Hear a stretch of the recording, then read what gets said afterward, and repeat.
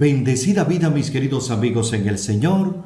Les habla con muchísimo cariño el Padre Jesús Salvador Lares Rodríguez de la Arquidiócesis de Barquisimeto. Que la providencia nos llene de mucha alegría, de mucho entusiasmo y de ganas de seguir apoyando, ayudando a otras personas en su vida espiritual. Es parte de nuestra misión. Quedamos en deuda con todos ustedes.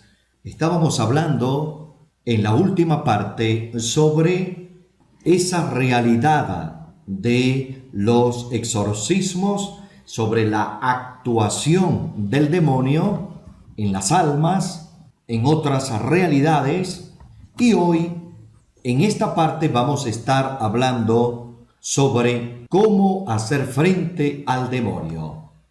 Las armas que tiene el cristiano para atacar al demonio. Estas armas pueden ser muchas y muy variadas. Ellas requieren del cristiano la fe, es decir, la confianza en Dios, para usarlas como medios para un único fin, que es atacar al demonio. El cristiano junto con su fe, que es sinónimo de fuerza espiritual o presencia del que todo lo puede, Dios elimina la presencia o el ataque demoníaco, tanto en la persona como en las cosas infestadas. El teólogo Balduzzi, al hecho de cómo defenderse de Satanás, le ha dado el nombre de terapia, según él apoyado en el hecho de que los ataques del demonio se manifiestan y son evidentes, además porque en su actuar representan un disturbio a la persona humana y esto requiere para curarse de adecuados remedios. Corrado Balduzzi propone primeramente para atacar al demonio el ejercicio de las virtudes y en especial la oración personal. A esto él le llama terapia general.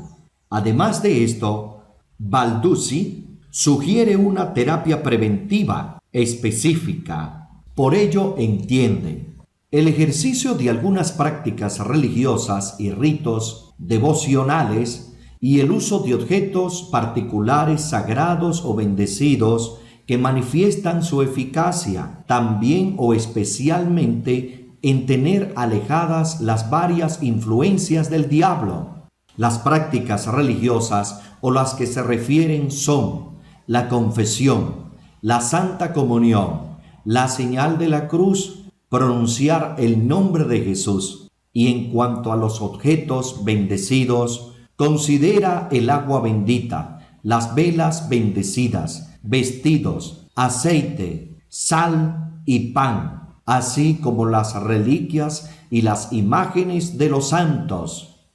Mientras que René Laurentin dice sobre las armas para destruir el mal del demonio, dice sobre las armas para destruir el mal del demonio lo siguiente: si el demonio tiene sus armas, su inteligencia, su astucia y tantos interiores y exteriores de cada hombre, nosotros disponemos de nuestras propias armas para combatir su incoherencia organizada.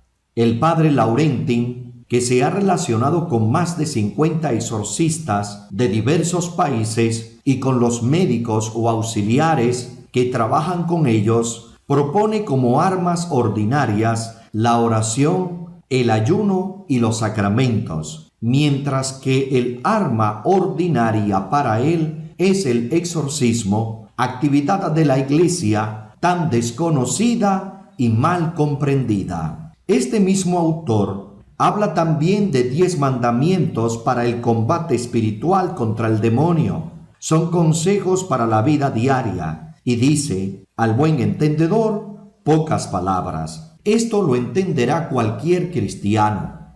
A los 10 mandamientos los clasifica en 3. los que se refieren al equilibrio. Primero, barrer la puerta y cerrarla al mal y al maligno.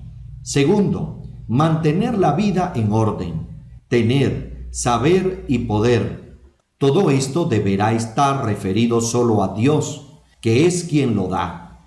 Tercero, no entregarse al ocultismo o al espiritismo en ninguna de sus formas, ni a las prácticas que orientan a Satanás. Cuarto, escoger bien los objetos, los proyectos y las distracciones de la vida. El segundo apartado de su clasificación lo titula sobre las tentaciones. Dice, quinto, en las tentaciones violentas, obsesionantes de un bien o placer inmediato, no dejarse polarizar, aspirar o absorber, buscar otra cosa para ocupar el espíritu y moviliza las fuerzas, y la obsesión engañosa se acabará. Sexto, si se le ha dado todo a Dios y después de haber vivido paz y gozo, sufren tentaciones, desgracias y hasta los malos tratos, esto puede ser una prueba saludable. Se debe poner la vida solo en Dios. Séptimo, tener confianza en el ángel de la guarda y en San Miguel Arcángel. Octavo, tener confianza total en la Virgen María. Y finalmente, el último tipo de mandamientos son la victoria. Noveno, tener confianza sobre todo en Cristo vencedor, Dios Todopoderoso, pero también copartícipe de todas nuestras debilidades. Décimo, permanecer sin miedo y seguro de la victoria, no la nuestra, sino la de Cristo. Si le resistes, huirá. Santiago capítulo 4, versículo 7. Por consiguiente, como se puede observar, tanto Balduzzi y Laurentin tienen demasiada similitud al proponer las armas para atacar al demonio, y es que son las mismas armas que en su mayoría ha utilizado la Iglesia desde su nacimiento y aún más su propio fundador, Jesucristo. El exorcismo como medio para atacar al demonio. Ya hemos dicho que el exorcismo es un arma extraordinaria para combatir al demonio. Ahora se debe recordar también que el derecho canónico nos dice en el canon 1166 en qué categoría entra. Son signos sagrados, por lo que a imitación en cierto modo de los sacramentos, se significan y se obtienen por intercesión de la Iglesia unos efectos principalmente espirituales, es decir, el exorcismo es un sacramental.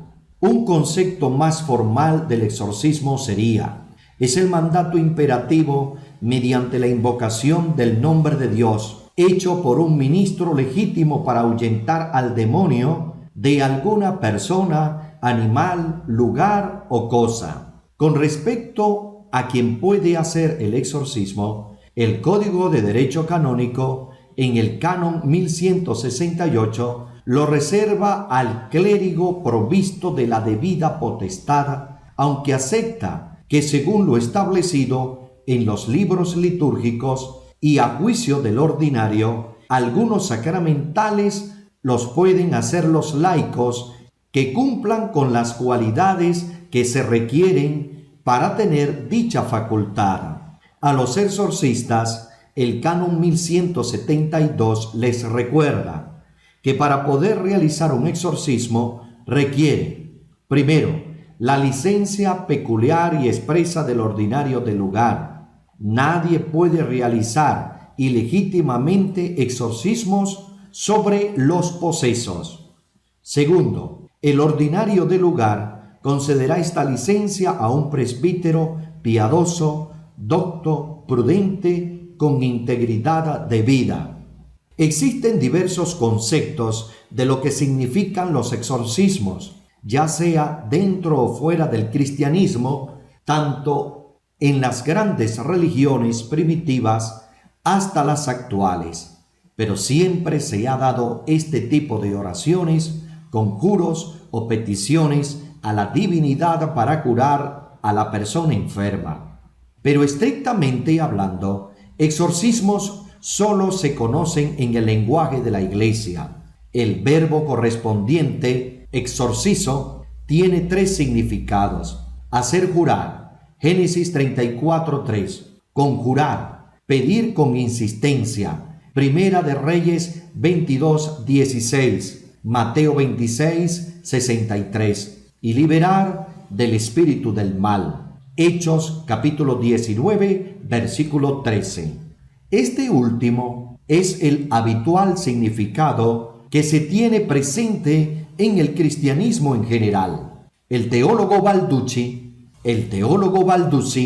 dice con respecto al tema: la eficacia de los exorcismos, aunque muy grande, no es infalible, sea porque las mismas oraciones de la Iglesia, según la economía ordinaria de Dios, sigue en el escucharlas, no tienen un efecto incondicional, sea también porque el poder de la Iglesia sobre los demonios no es absoluto, sino subordinado al beneplácito de Dios, que a veces podría tener motivos para retardar el cese de la influencia del demonio. Por otro lado, el teólogo Laurentin considera importante hacer un diagnóstico a consecuencia del exorcismo, ya que la liberación es el último signo y más evidente de la presencia del demonio.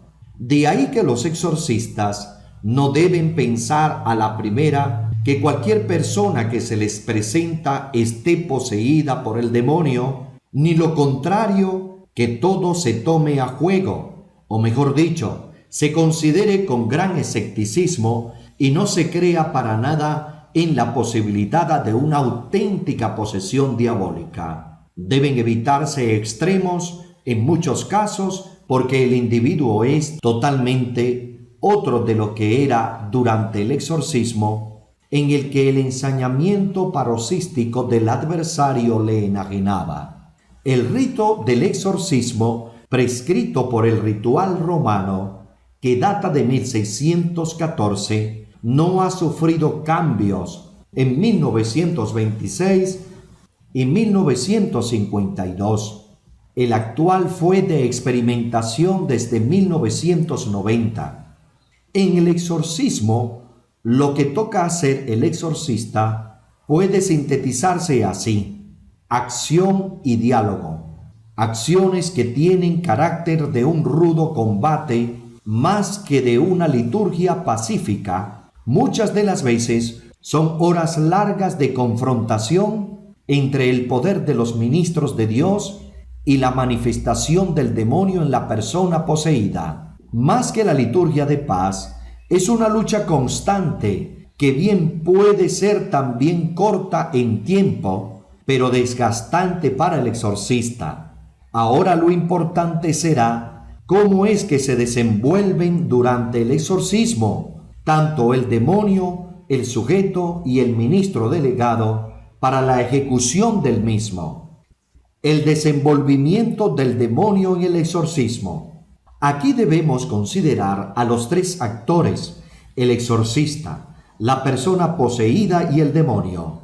Después de un diagnóstico realizado, utilizando las ciencias humanas, psicología, medicina y parapsicología, y además de tener en cuenta un discernimiento teológico espiritual, si el demonio actúa y se manifiesta, los signos indican la presencia satánica. Se deberá proceder en consecuencia. El poseído puede ser violento, como el de Genezaret, cuando en el proceso del exorcismo mismo se revela la presencia del demonio.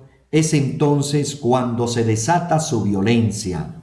El meollo del asunto en cuestión está en los signos por los que se manifiesta la presencia satánica. El poseído tiene reacciones específicas en el exorcismo por medio de la voz y en el cuerpo. protesta contra la aspersión del agua bendita, las imágenes y otros objetos sagrados, además de las mismas invocaciones de la Virgen y de los santos. El demonio gime y se sobresalta, amenaza o negocia por medio de la boca de su víctima. El poseso rechaza al exorcista, trata de morderle, lo golpea o escupe sobre él. La fuerza que tiene es verdaderamente sorprendente. El teólogo Balduzzi comenta sobre los signos más comunes de la liberación del endemoniado lo siguiente: la confesión de los mismos demonios, un vómito muy especial, la salida de algunos animalitos de la boca, ruidos terribles, un olor nauseabundo, una hiperexcitación exagerada de los miembros, la aparente muerte del endemoniado. Laurentin cita el ritual de 1614, donde se menciona solamente como señales extraordinarias hablar en lengua extranjera, xenoglosia, revelar el futuro o secretos impenetrables y la manifestación de una fuerza extraordinaria. Siguiendo este cuadro sinóptico, hay otro autor, J. Mixcho, quien asegura que el paciente vomita arena, trozos de vidrio, clavos y otros objetos. En cuanto a la participación del sujeto, este juega un papel importante para ser liberado. Cuando el exorcismo comienza a producir su efecto y el paciente recobra su conciencia, lógicamente se acelera la liberación. La duración del exorcismo es muy variable, de 5 minutos hasta 17 horas. La media es alrededor de 1 hora.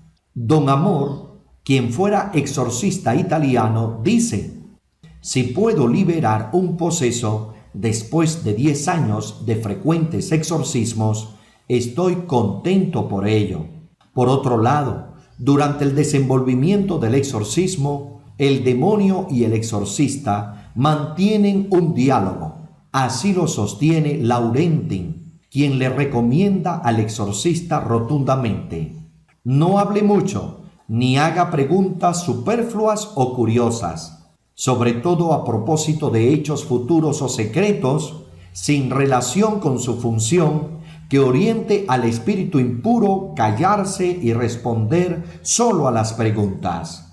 Aquí el autor nos habla únicamente sobre el cuidado que debe tener el exorcista de no caer en la tentación del morbo o de la curiosidad que finalmente le impiden realizar un trabajo profesional y así poder liberar al individuo de lo que le oprime. Luego entonces el exorcista debe tener cuidado de lo que hace, porque el demonio con su enorme astucia puede engañarle o tenderle trampas. Así pues, el exorcista, lleno de piedad, con conocimientos de las ciencias naturales, su prudencia y la vida íntegra que pide la Iglesia a través del derecho canónico, debe tener también criterios teológicos para el diagnóstico de una verdadera posesión demoníaca y creer si se le presenta el caso.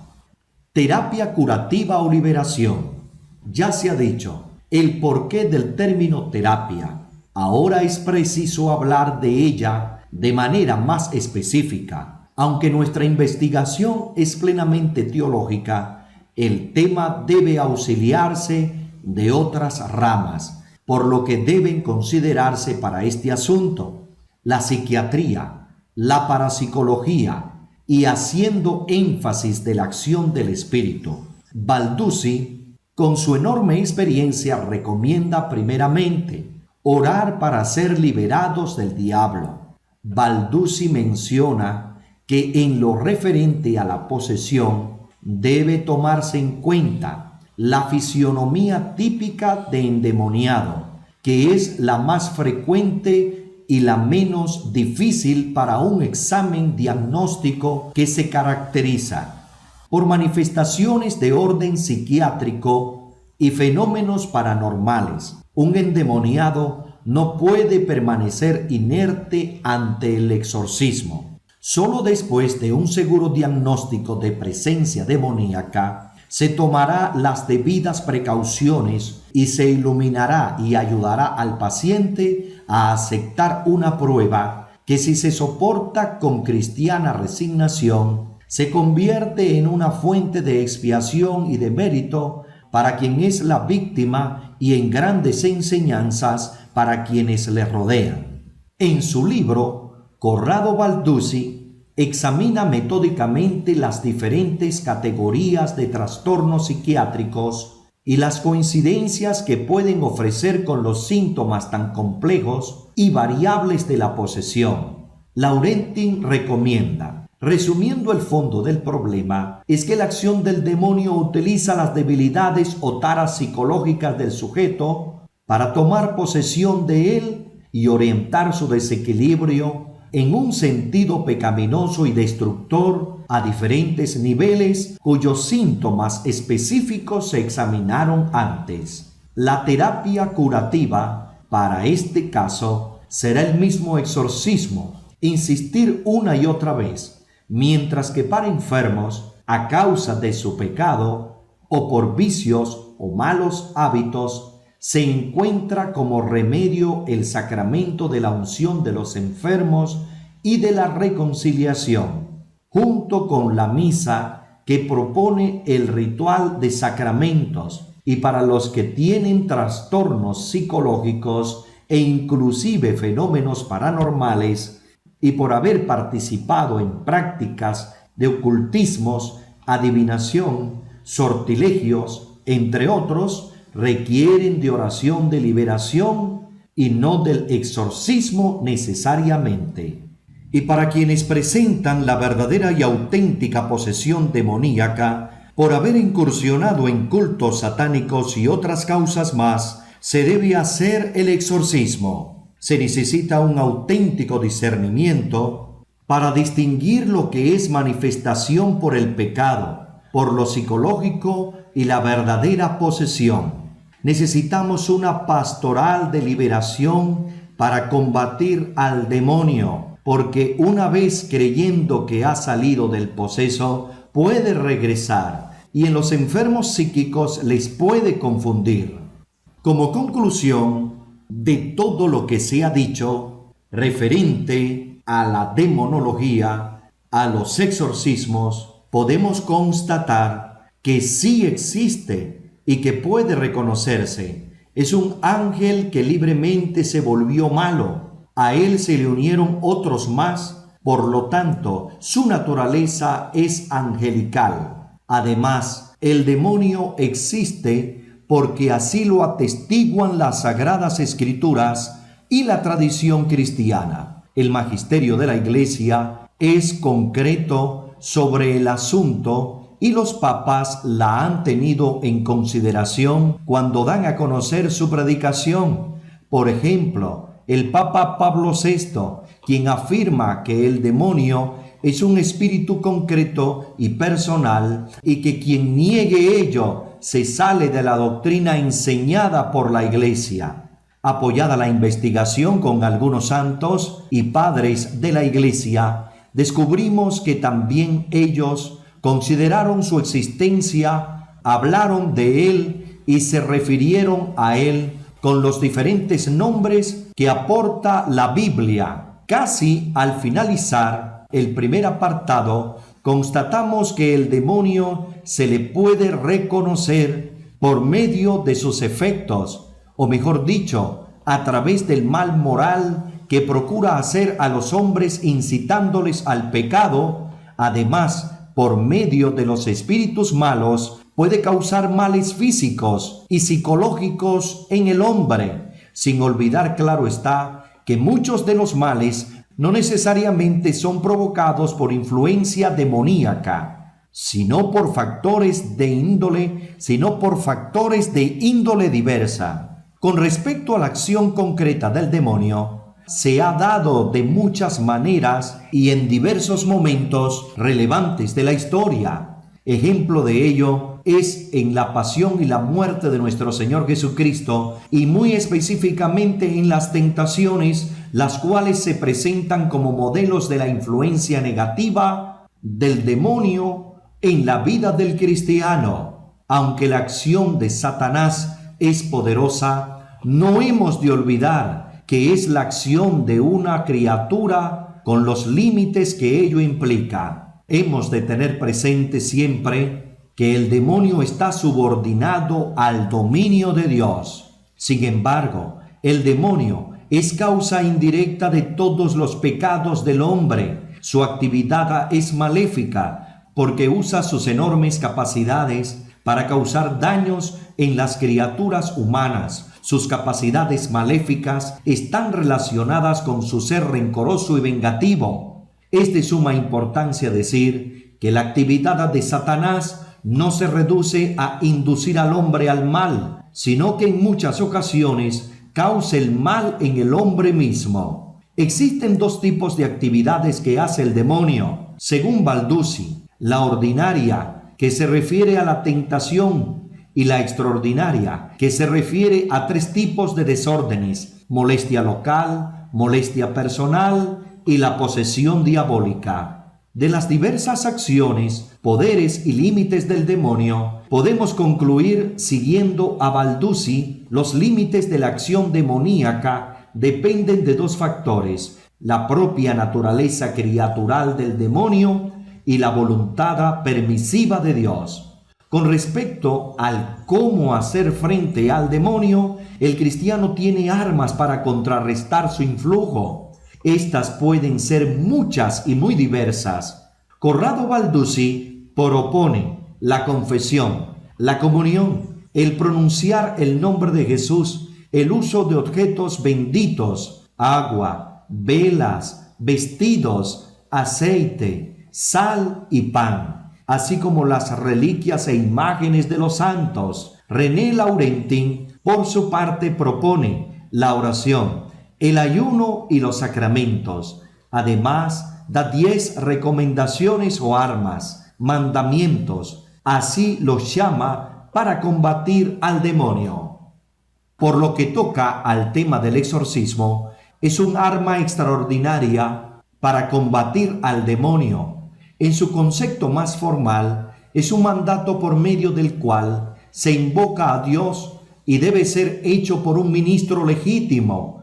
Todo esto para ahuyentar al demonio de alguna persona, animal, lugar o cosa, según el mismo Balduzzi. Laurentin considera la importancia de hacer un estudio diagnóstico a conciencia para determinar si es un caso de verdadera posesión del demonio. Sobre el desenvolvimiento del demonio durante el exorcismo, dice que la persona vomita arena, a veces trozo de vidrio, clavos y otros objetos. Además, recomienda al exorcista no hablar demasiado ni hacer preguntas superfluas o por curiosidad.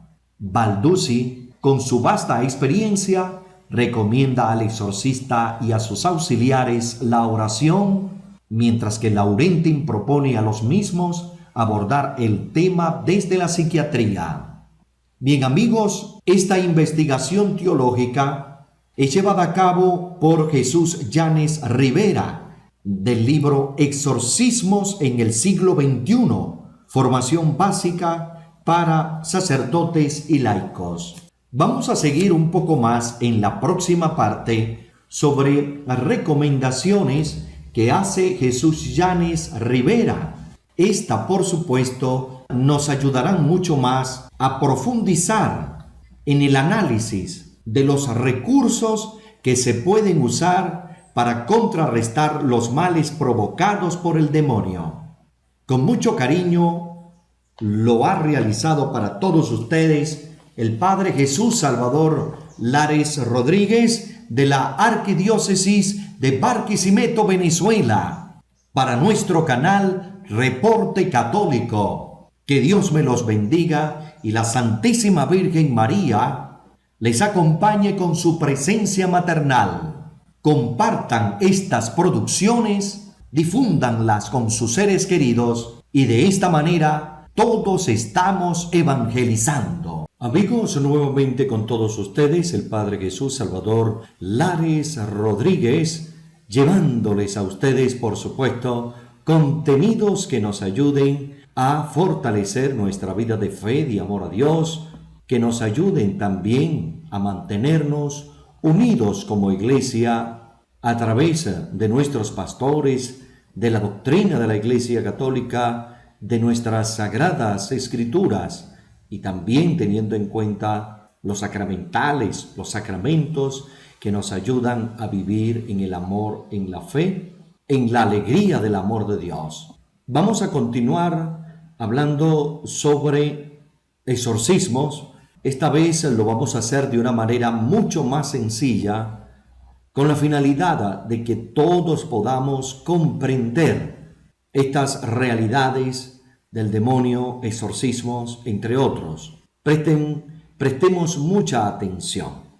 Con el cariño de siempre les habla el Padre Jesús Salvador Lares Rodríguez, sacerdote de la Iglesia de nuestro Señor Jesucristo, sacerdote de la Iglesia Católica, sirviendo para toda nuestra gente que está suscrita al canal Reporte Católico. A ustedes nuestras bendiciones y nuestra plegaria para que Dios nos mantenga siempre con mucha fortaleza, sabiduría y ese firme anhelo de encontrarnos un día en la presencia de Dios, porque ese es nuestro destino final, la presencia, estar en la presencia del Señor.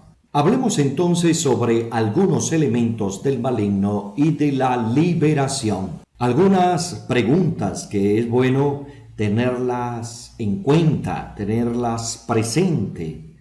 ¿Quién es el maligno? El demonio es un ser espiritual y perverso. Quien niegue su existencia se aparta de la doctrina contenida en la Sagrada Escritura y de la enseñanza de la Iglesia. El demonio fue creado por Dios como ser bueno y ahora, al estar alejado de Dios, no es autónomo. El demonio no solo es personificación del mal, es un ser concreto.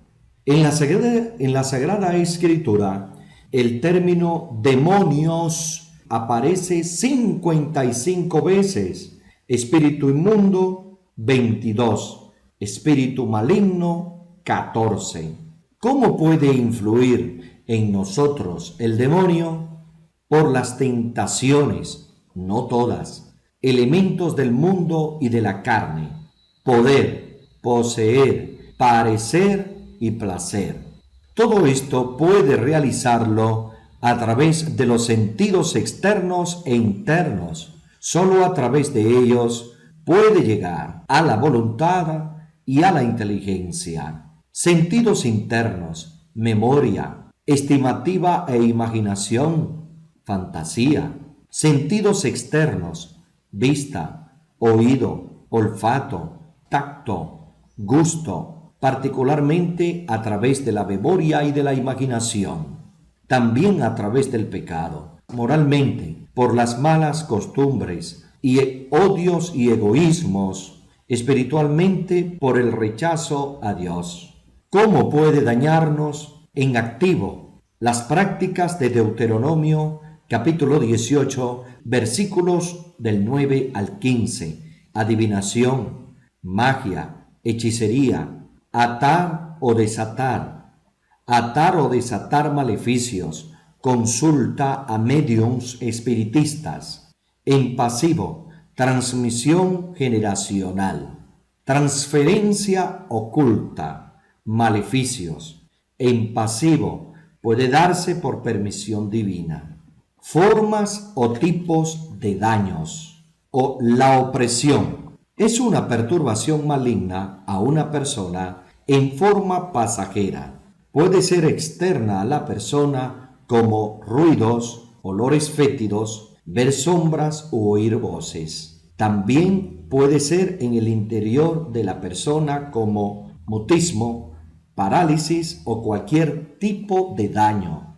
La obsesión es una perturbación mental psicológica. Se refiere en muchas formas como odios, deseo de suicidio, angustia, ansiedades, depresiones profundas, miedos, obsesiones morbosas, entre otros. Aquí se pueden incluir daños espirituales como desprecios a la Eucaristía, rechazo total a la palabra de Dios y a lo sagrado. C. La posesión. Se trata de una sujeción o sumisión de la persona a Satanás, aunque no se manifieste en todo momento. En este caso, la persona ha entregado ya su voluntad en forma consciente. En la opresión y en la obsesión no suele haber voluntariedad.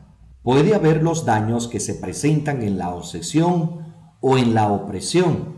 Para la posesión se requiere exorcismo solemne. Para los otros casos basta el simple. El exorcismo solemne solo puede realizarlo un sacerdote enviado nominalmente por el obispo y nadie más. El exorcismo simple, en los lugares en que el obispo lo permita, puede hacerlo un laico debidamente formado y preparado, pero también debe ser enviado por su pastor. Comúnmente, el laico puede hacer oración de intercesión. El exorcismo solemne lo hace solo el sacerdote y puede ser apoyado en oración por un equipo de gente preparada. Pistas para discernir si se trata de casos de liberación. Lo primero es destacar desde la ciencia si se trata de casos meramente patológicos a nivel físico o psicológico. No ser superficiales para diagnosticar. Hay muchísimos casos en que las manifestaciones externas o síntomas son idénticas o muy parecidas a las patológicas. Enseguida, ver si la persona se ha adentrado en terrenos satánicos. De no haber practicado ninguno de estos terrenos, revisar si hay alguna persona que pueda estar dañando a través de algún maleficio o embrujo, por envidias, enfrentamientos, revanchas, entre otros. Revisar si entre los familiares, particularmente padres, abuelos, han estado metidos en ello. ¿Qué cosa aconsejar a personas que están siendo dañadas? Hacer las renuncias a Satanás, incluyendo los elementos de Deuteronomio 18, además de hacer la renovación de las promesas bautismales, de preferencia ante un sagrario y en voz audible. Asimismo, declarar a Cristo Jesús como Dios, Señor y Salvador. Usar los elementos que el Señor nos ofrece en Efesios 6, la armadura, la justicia, la verdad, cultivar la fe, conocer la palabra de Dios y hacer oración. La comunión diaria o frecuente y los salmos de protección. Eliminar todo elemento que haya recibido de brujos, curanderos o en las iglesias espiritistas. Si recuerdan los nombres de espíritus o muertos que hayan sido invocados sobre ellos, que los rechacen mencionando cada nombre. Hacer una consagración al Señor Jesús de todas las áreas, asignándolas: cabeza, sentido y corazón.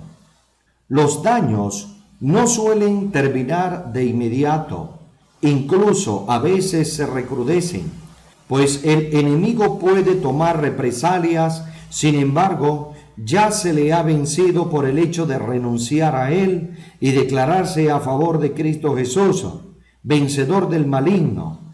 Pronto terminarán los daños.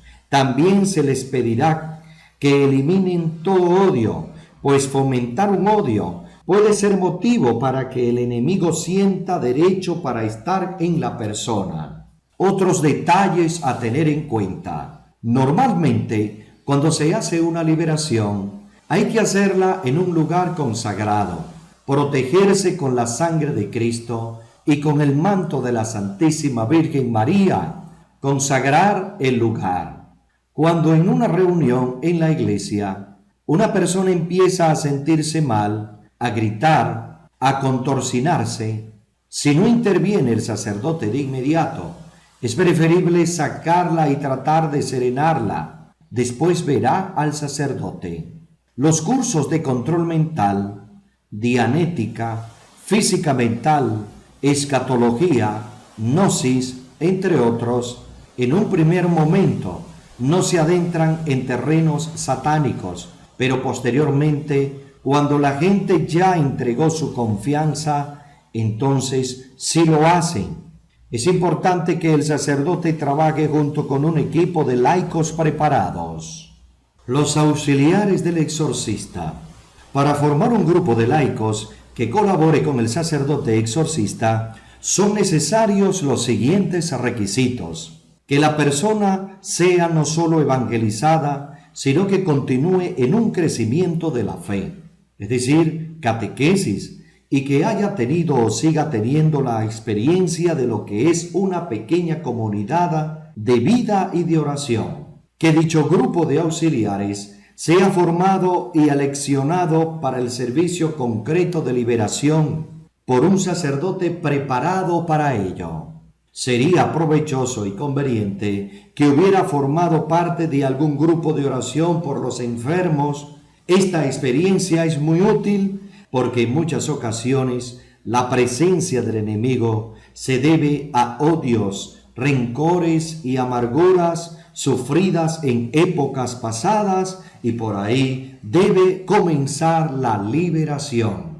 Sabemos que la oración hecha por personas más gratas al Señor por su virtud y su fe serán de mayor peso para alcanzar una liberación. De ahí la exigencia de su crecimiento espiritual. Dentro de este ministerio, el Señor va otorgando carismas, sobre todo en ayuda al sacerdote. Así podrá conocer mejor el camino o los medios que deben usarse en cada caso de liberación. Así, por ejemplo, el discernimiento, el don de lenguas, una visión, una palabra de ciencia, entre otros. El sacerdote, junto con este equipo de liberación, deberá estudiar, orar, ayunar y seguir santificándose para crecer más digna y prudentemente en este ministerio confiado por el Señor a todos sus sacerdotes. Sabemos que meternos en estos terrenos del enemigo es algo muy delicado. Sin embargo, el Señor dejó claramente señalado el mandato a sus ministros e incluso lo señala en el envío que hizo a los 72 discípulos en Lucas capítulo 10, aunque la Iglesia señale la forma prudencial en que pueden participar. Además, somos testigos de la gran protección que el Señor nos ofrece con la investidura sacerdotal. El equipo evitará todo desaliento, pues al no verse los frutos de inmediato, el enemigo fácilmente siembra el cansancio. Sabemos que la liberación es todo un proceso. Durante la formación del grupo, experimentarán entre sí la oración de sanación interior, orando unos por otros por esta necesidad que tendremos toda la vida, y además se pedirán las gracias y carismas para ejercitar este ministerio. Bien, amigos, hasta aquí nuestro trabajo sobre este tema de los exorcismos, del demonio, de su forma de actuar en las personas, en los objetos, pero también se tuvo en cuenta la importancia de los sacramentos, del ayuno, la oración, la utilización de los sacramentales, y también vimos unas recomendaciones para acompañar, estar, hacer los exorcismos. Esperamos infinitamente que todas estas recomendaciones, investigadas a través del libro de Jesús Yanes Rivera, Exorcismos en el siglo XXI, formación básica para sacerdotes y laicos, nos ayuden a prestar este servicio en la iglesia, a conocer un poco más sobre estas realidades del demonio y nos ayuden también a prestar nuestro servicio en la iglesia teniendo en cuenta las enseñanzas ofrecidas a través de nuestro canal Reporte Católico. Que la bendición de Dios Todopoderoso, Padre, Hijo y Espíritu Santo descienda sobre todos ustedes. La Santísima Virgen María les acompañe con su amor, con su presencia maternal. Será Dios mediante hasta otra próxima oportunidad para continuar junto con ustedes por nuestro canal Reporte Católico.